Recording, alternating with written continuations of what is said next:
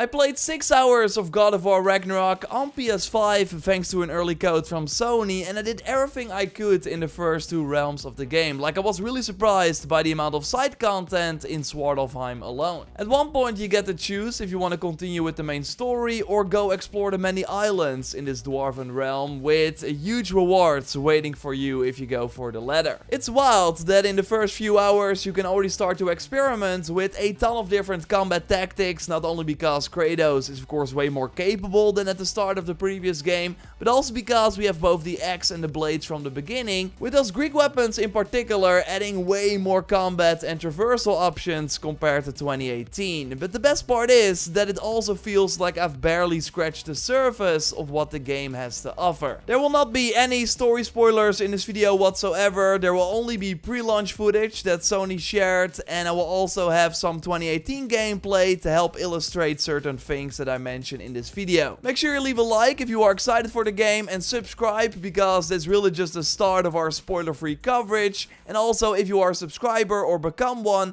they can still participate in my Digital Deluxe Edition giveaway via the link in the pinned comment. I will reach out to the winner just before launch, and with that out of the way, let's go. Sony Santa Monica immediately flexes their muscles in the first hour of God of War Ragnarok, reminding you why they are some of the best in the business. There are emotional moments as we find out what Atreus and Kratos have been up to in these last 3 years. Amazing combat encounters that you would normally only experience at the end of any other game. And I was immediately overwhelmed by the amount of skills and unlocks that Kratos has available, and overwhelmed in a good way, mind you. There are 28 Leviathan X skills, 26 blade skills, and 5 skills for Atreus, which you can unlock via his own separate XP pool. So you will not have to choose between abilities for Kratos and Atreus anymore, but can upgrade them more easily alongside each other. Kratos immediately has some skills from the previous game unlocked, like Frost Rush, where you can attack immediately out of a sprint, but also Leviathan's Fury, where you can end your sprint with R2 to do this jump. And cool in Ragnarok, as you might know, is that you can now also do this from a higher point to then jump down on enemies, or after a jump you can immediately do R2 again to make the combat more fluid. And there's even a death from above style move for the shield as well, and I will by the way touch more on the shields in a moment because they've seen some huge improvements and you can already try that out early on in the game. With the blades you can immediately do the Hyperion pull to draw enemies towards you, which really never gets old. Also the R2 sprint attack is unlocked from the start, and holding R2 to swipe the blades upwards so the enemies launch in the air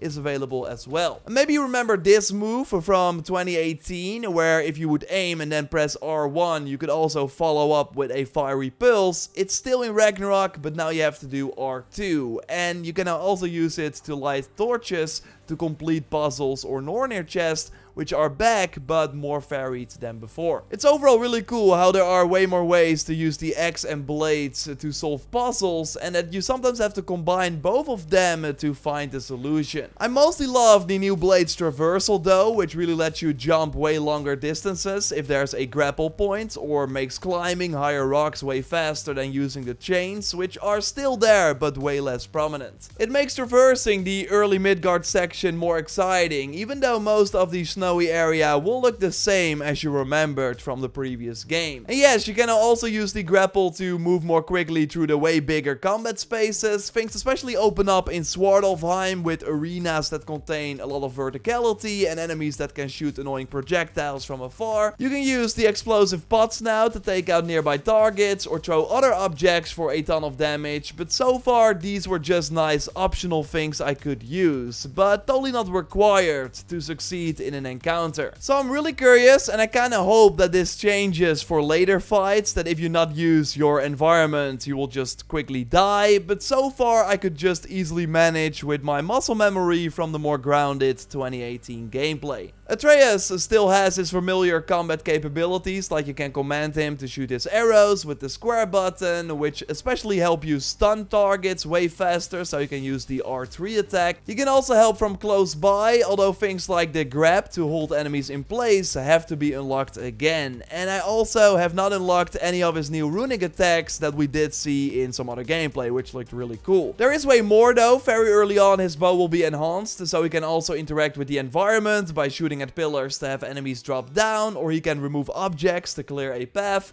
So next to the axe and the blades, you also have to use the capabilities of your boy to find secrets and solve puzzles. It all has their own visual cue though, but still, in the first 6 hours, there are a lot of tools you have to think of to reach the next area. It really kind of feels like the 2018 New Game Plus playthrough, only now the game is designed with the idea that you have the blades from the start. And there are now also really cool extra benefits for combining the strength of both weapons in combat. One brand new mechanic you will be introduced to via a tutorial early on is Frost Awakens for the axe. Hold triangle and you'll put frost on your axe so you can very easily apply the freezing effect to an enemy. And there are many other ways to apply this effect, like permafrost from the previous game is back. You will have to unlock it again in Ragnarok, and with this, if you just do attacks but do not get hit, then you power up your axe even more to also apply freezing damage. But completely new is that your blades can deal more damage to a frozen target now after unlocking an early skill. So this really pushes you to switch to the Blades of Chaos for more damage instead of sticking with the axe after freezing a target. And there's a similar skill the other way around, so burn enemies by tapping triangle with the blades and then switch to the axe for increased damage. Another layer is that skills can rank up now, so from the start, by aiming, you can throw your axe with R2 and R1, but let's say you want to upgrade the R1 attack, then you have to use it 100 times, which might sound like a lot, but you can just spam it on a single enemy. As long as you do damage, it will count, and then you go from bronze to silver and from silver to gold. And at this final level, you can apply a mod to the skill, increasing either the damage of that skill,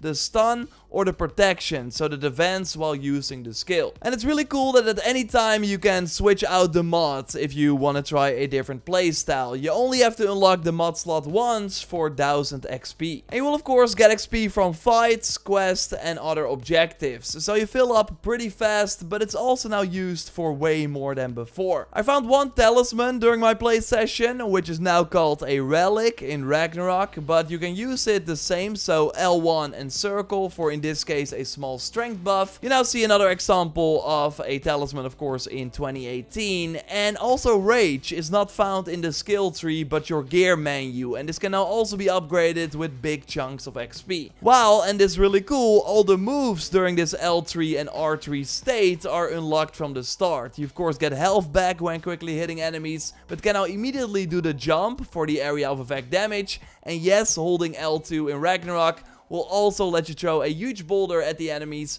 right from the start. While of course in 2018 you had to unlock that way later. Runic attacks are also still upgraded with XP to increase their damage, elemental effectiveness, and stun. And I only found one light attack rune for the axe and one for the blade in the first 6 hours. They're both new. The light runic attack kind of looks like the Frost Giant Frenzy heavy runic attack from 2018, only now you push enemies in the air, and Sony shared footage of the Flames of Anguish that burns the target easily as well. Now maybe remember that in the first game you can also upgrade your armor, but only 3 times, so their start level decided how high the armor in the end could go, meaning that just a few sets were viable during the end game. Well, a big change in Ragnarok is that while the armors will still start on a certain level, they can now all, at least from what I've seen, be upgraded to level 9 if you spend the necessary resources. Yes, even that familiar shoulder pad that Kratos starts the game out with can be upgraded to level 9 and will then look way cooler too. So yeah, this really means that there will be way more variety and builds possible when doing the final content in the game. I already found one seed for Muspelheim, by the way, in a side area in Svartalfheim,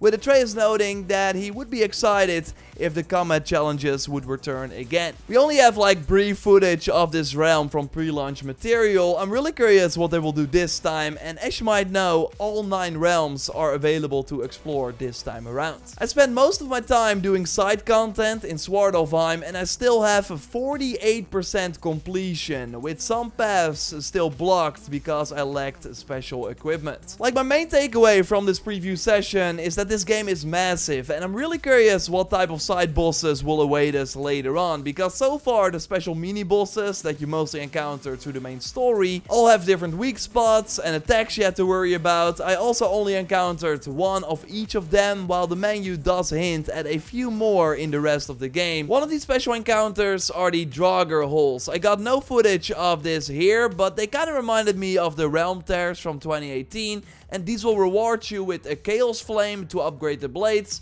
but the Frozen Flames are also back for the axe. I really had to rethink my strategy during these mini boss encounters, and I even switched out the Dauntless Shield, which is all about parry, for the Stonewall Shield, which is way better at blocking. Because shields now have different strengths and weaknesses as well, and you can already try them out very early on in the game. There's now also an attachment similar to other weapons to improve the stats of the shield even more. Like overall, the moment-to-moment gameplay in Ragnarok is very similar to 2018, but the amount of depth and extra systems you already have access to in those first hours really help elevate the familiar gameplay a lot. I still hope there's more to it though, that there are surprising elements and gameplay twists that await us later on in the story, because so far I am enjoying my time, but it has to do more to really leave the mark that the previous game did. And while the DualSense features are some of the best I've experienced so far, you do see that at its core it's still a PS4 game, more so than Forbidden West, which was a more significant jump compared to Zero Dawn. Doesn't take away from the overall experience though, that is really carefully crafted every step of the way. It's especially the promise of an insane amount of gameplay possibilities later on that get me the most excited. If there are already this many options to approach an encounter in the first 6 hours, then I'm really stoked to find out what it looks like after 20 or 40 hours when doing most of the endgame content. I will report back in my spoiler-free review on November 3rd, so you see the times on the screen right here, so make sure you are subscribed if you weren't already. With our spoiler-free guides kicking off a little before launch, I made 60 plus videos covering the previous God of War, so expect the same level of content for Ragnarok. A like on this preview